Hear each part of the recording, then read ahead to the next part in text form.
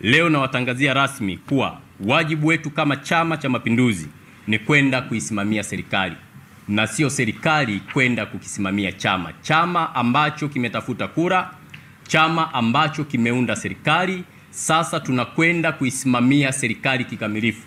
Na ndio maana awali nimesema wateuliwa wote waende wakawajibike, kwa sababu chama hakita sita kumchukulia hatua kiongozi yoyote wa serikali, awe mteuliwa awe mchaguliwa, ambaye atakwenda kufanya kazi kwa maslahi yake binafsi. Chama cha Mapinduzi kitakwenda kuchukua hatua.